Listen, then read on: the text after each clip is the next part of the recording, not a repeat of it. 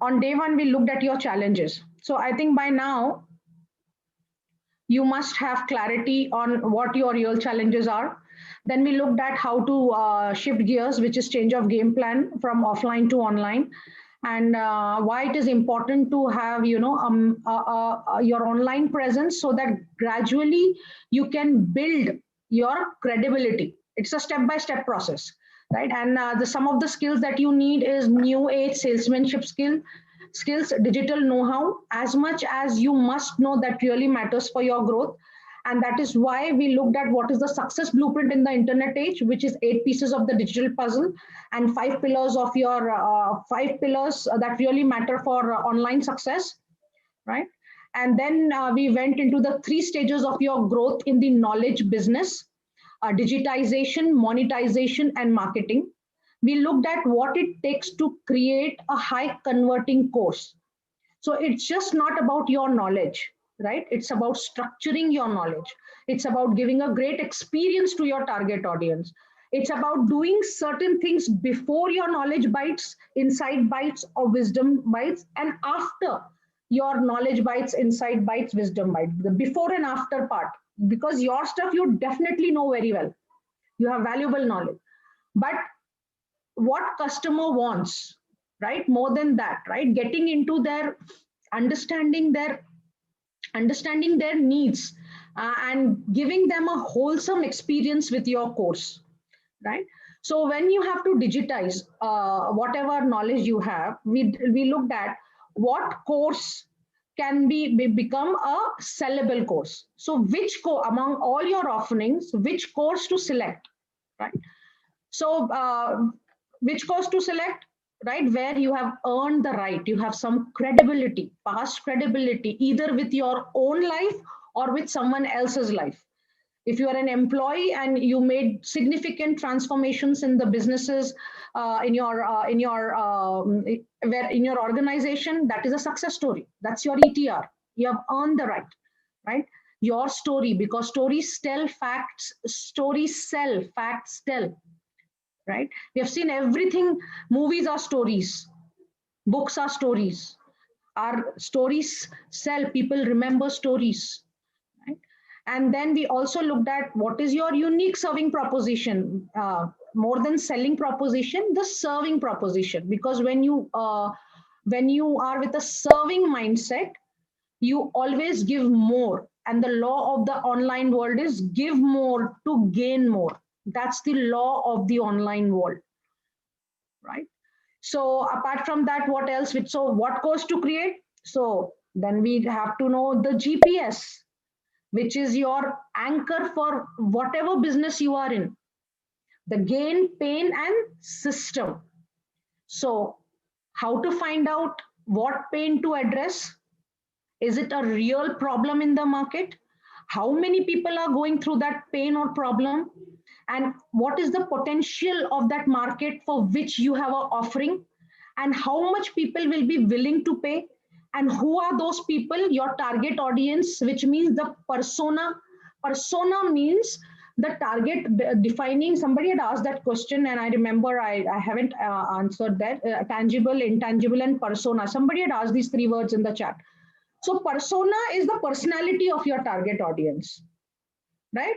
What is their age, which city they live, what kind of home they stay in, what kind of movies they watch, what kind of restaurant they hang around with, what kind of taste they have in music, arts, uh, that kind of, because the more detailed you know about your target audience in Facebook campaign, if you do that, it helps you find your relevant tribe. So defining your target audience is very important. When somebody is a yoga instructor, they say everybody needs yoga. They are right. But then if everyone is your target audience, then no one is your target audience. Why? Because you are not coming across as a unique offering. So you are just one other yoga instructor, you are just one other math teacher, you are just one other biology teacher, you are just one other life coach, you are just one other spiritual coach. So for you to stand out uniquely in your offering, you have to go into narrowing your target audience. That doesn't mean you are losing the business which will come otherwise. It is just your positioning in the market. because it's not, you are not the only one doing what you are doing. There are many people who are doing what you are also doing, but you have your own angle to it. You have your own aura to it. You have your own insights and wisdom to that topic, right? So very important that you identify your unique serving proposition and the GPS system. There were 7 P's we looked at, how to find out the pain, because once you start chasing problems, money is an outcome of solving problems. The problem is most of us chase money and money flees, right? So it is very important that you chase problems. Money will be an outcome of helping people solve their problems, because people pay to get their problems addressed because they are looking at what's in it for them. How will they gain from your solution? And hence, what gains you will give. Once you have identified the pain, how will your target audience benefit from your offering? Because people are paying for the gain they will get because of the problem you are solving for them. And your solution should be converted into a system, structured, systematic, scientific, a step-by-step system, so that you can give transformation to people, not just information. So that you have the capacity to replicate the result for everyone, and it gives a very professional look and feel to your offering. It puts you apart, right? Your system.